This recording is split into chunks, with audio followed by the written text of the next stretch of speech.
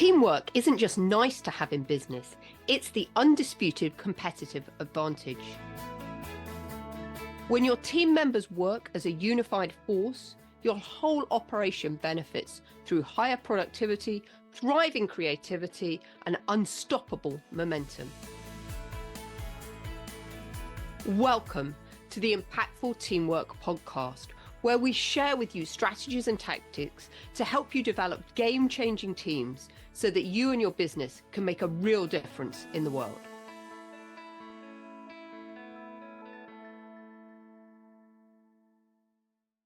Welcome back to another edition of Impactful Teamwork. My name's Julia Feltman. I'm going to be your hosting and the guide for the next 20 minutes while we explore the topic of teamwork. And I'm so excited about this particular topic I'm bringing to you today, because today I really want to look at the teamwork lessons that we can learn from nature. Now, some of you might know that I'm very passionate about nature and what we can learn from nature to make businesses better. I believe that as a society, we can learn a lot about the importance of teamwork by observing animals in their natural habitats. And many animals, from tiny insects to large mammals, depend on their teammates to survive in the harsh environments and to help them fend off predators. These similar principles also apply in business, because in order for our business to withstand the challenges of a free market, your team must be firing on all cylinders. And we always talk about your team is your superpower. So your team is what helps you fire on all cylinders, get the best performance out of your business.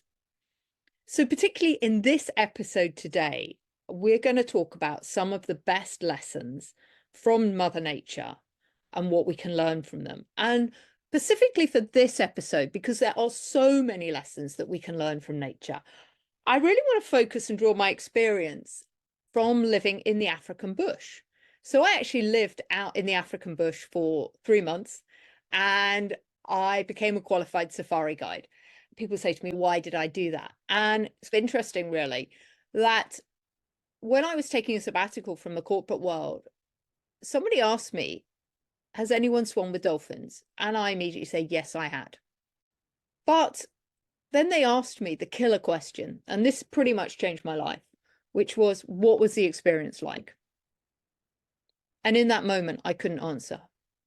I know that I've been swimming with dolphins, but I cannot recall the experience in any type of detail to tell you what it was like. I can't remember how I felt.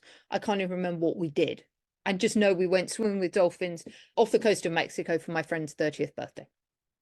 And that was a big wake-up call for me, because I realized I was going through life ticking off things on my list. For example, diving with sharks in a shark cage, seeing the gorillas in Uganda. I was doing loads and loads of things, ticking them off, having all these adventures. But the problem was I wasn't really experiencing them, and I wasn't present. I wasn't in the moment to really know what was going on. And if you recall some of our earlier podcasts where we talked about the A, B, C, D, E of leadership, that A is attention. And attention is all about being present and being in the moment. So in my usual fashion, when I want to learn something or experience something, I usually do it in the extreme. I decided I would go and live in the African bush because that was the best way to learn how to get present and pay attention. Because if I didn't pay attention while I was living out in the African bush, I was going to be some lion's dinner. So that's what I did. I lived out there for 3 months. An incredible experience and absolutely loved it. But it's where I learned a lot and got my passion for what we could learn from nature. So today I'm just going to share with you some examples of teamwork that I saw while I was out there and reflect back how we can take these lessons back into the workplace. Let's look at the first of the African Big Five, that's lions. And prides of lions are an example of teamwork. They're probably one of the best examples of teamwork that I've ever seen in the animal kingdom. Because the lions have a really good social life. They live in prides of anywhere between 2 to 40 members. But what's interesting is that there's actually 2 teams that work within this pride. So you might think it's like an organization made up of 2 teams. Because although the lions and the lionesses live together, they form 2 quite separate groups, each with very different roles. The lionesses hang out with their mothers and sisters. They're responsible for the hunting and creating the creches to protect the cubs from wandering males. And they rarely leave the pride. They kind of form lifelong bonds and stay together. The male lions are completely the opposite. Sometimes they join together in small groups of brothers. They patrol the territory and defend the lionesses from external threats. And the younger lion cubs, when they're in these bachelor groups, this is what gives them more strength, because there's always strength in numbers, right? We talk about teams, 1 and 1 equals 3, right? The power of teamwork. So these bachelor groups of lions hang out together, and that gives them the ability to work and support each other. It also helps them go and find packs of female lions so that they can continue their genetic line. Given all that, what are some of the key management lessons we can learn from them? Lions really prefer teamwork and hunting the big game. So they tend to focus on things like buffalo, wildebeest, zebras, and they're taking these huge animals down is a very daunting task. So that requires a lot of cooperation. And when you see a pride of female lions go out hunting, you'll see how they work synergistically together. They all know exactly the target they're going to go on, and everybody has a role to play in how they're going to bring down that large mammal in order to provide food for the cubs. So the lesson there, I think, for us within business is every single team member needs to appreciate each other's contribution. We talked about this before in the last podcast about everyone knowing their role in the herd and how they contribute. So this is really important. And the lions know that, because they know that when they unite and collaborate, things become easier. Very rarely would you see a female lion go and try and get food for the pride by herself. It's just not feasible for one single lion to bring down such a large beast as a wildebeest or a zebra or something like by themselves. The other thing that the lionesses do is they take time to study the animals that they're going to go and kill. And they're very perceptive. They spend a lot of time, and if you watch the lions in the wild, you'll see them literally moving stealth-like through the undergrowth, because they're seeking out the weaknesses, the animals with the most weaknesses, the ones that are sick, hurt, or the lone animals, because they're going to be the easier ones to take down. What does that mean for us in business? I think there's a great lesson there about us looking for opportunities to not always do the thing that's obvious right in front of us, but look for opportunities just like the lion does. Find the sickest, the weakest, the loneliest animal out there and find where those opportunities are in the business, because they're going to be the ones that we're going to be most successful at. And that will be the same for product development as well. Where is there a gap in the market where something's not already being filled, that we can go and fill that gap, because that will be easier than everywhere else. The other thing that we see from the lions is amazing delegation of duty. Each lion takes up a specific position and role, like I said, when we're doing hunting, and they fan out. And the way that they fan out means that the younger lions are more in the center, they're more protected, and we have the more robust and the elder lions on the outside.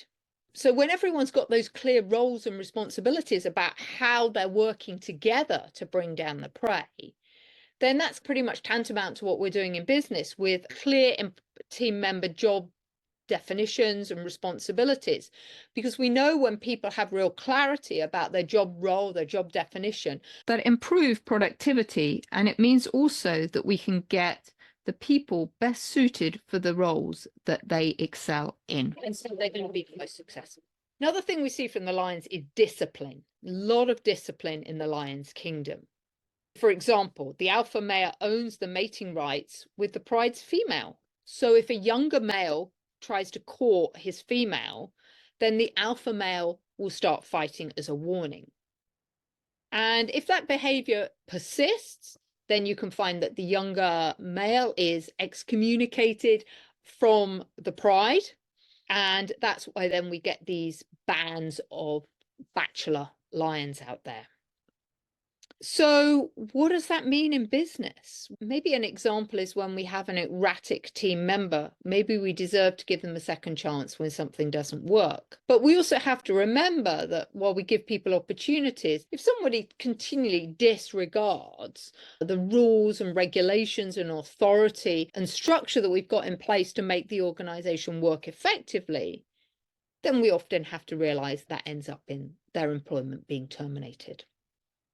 It's quite interesting with the pride of lions is that the lion's authority is as far as his territory stretches. So each lion has their own territory. And what we find is when a lion comes into another lion's territory, then that lion asserts their authority by roaring. Sometimes they might engage in a fight. And I think it's really important that within business, that if somebody, I'm going to use the word in inverted commas, invades our space, but somebody comes into our territory, then we really do need to feel empowered, as the lion does, to not ignore that, but to have some honest and open conversations about it. Because what I see a lot happen in business is that managers ignore conflicts. They ignore that lion coming into their territory in whatever shape or form that might take. And they don't act upon issues quickly. And when we don't resolve disputes quickly, then that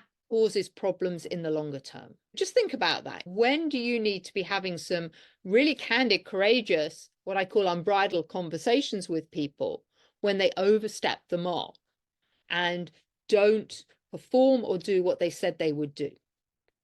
We also see the lions, particularly the younger male lions, exhibit great skills in partnership when they break out from the pride to seek new territories. But what's really interesting is even though when they split away from the original pride and go to find their own mates, they still maintain great friendships with the original pride. And these strong bonds allow the lions to make partnerships that also help protect their new pride as well. So maybe there's a lesson here about strategic partnerships in terms of business and how we can use those to counter unhealthy competition, gain more significant market share, and gain expertise. We all know that maintaining positive relationships with former employees and team members can be super advantageous. There's a number of times where I've seen team members leave organizations, but then eventually they come back because they've maintained good relationships.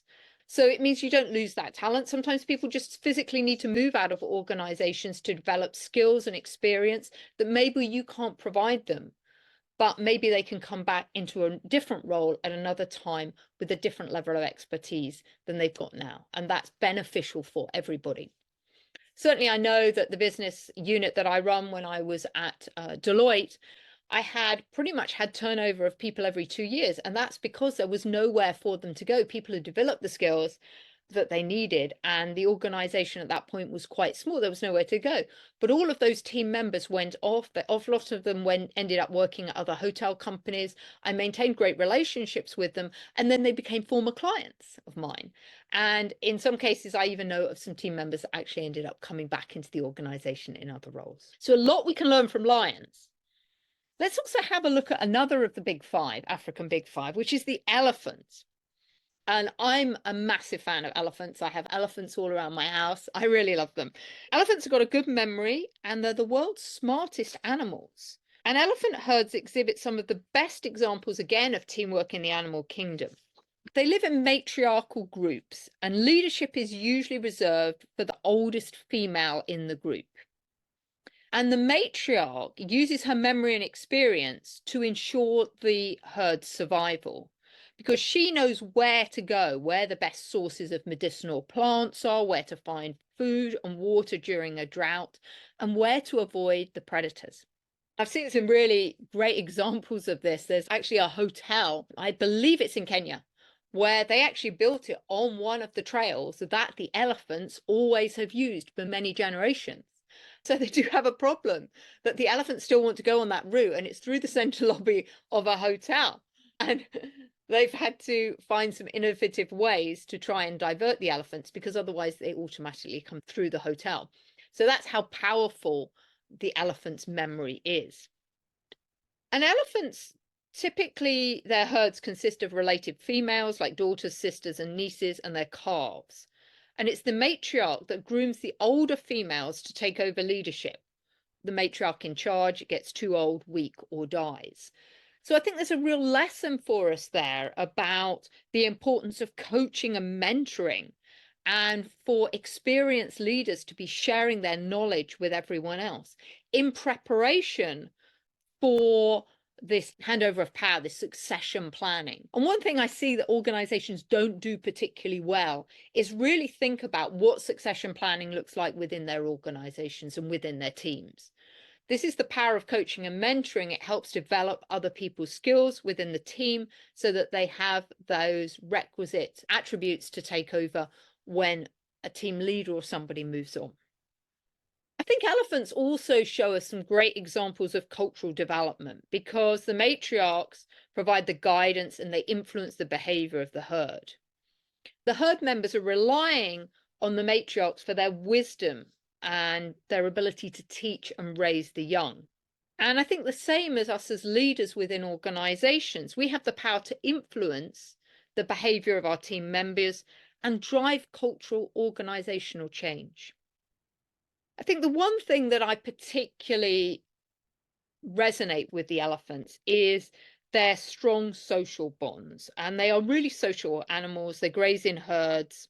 And there's a huge amount of friendship and camaraderie within the elephant herds, and a lot of bonding that you see going on. And I think this is such a great lesson for us to take back to the workplace because business is built on relationships. Again, I see that we don't spend enough time in the workplace building relationships. I know we're under a lot of pressure to get things done. There's a lot of deadlines out there, but I cannot emphasize the value of spending time building relationships with other people because it always serves you well at the end of the day. Now let's look at one of the other of the big five, which is the herd of Cape buffalo. The buffalo are one of the big African big five that most people don't really talk about, but they have some great examples of cooperation and synergy in the way that they operate. They are actually probably the best predator killer of the big five. They tend to live in large herds of like 50 to 500 head, a combination of males, females, and young calves. And they live in these large numbers to discourage the predators.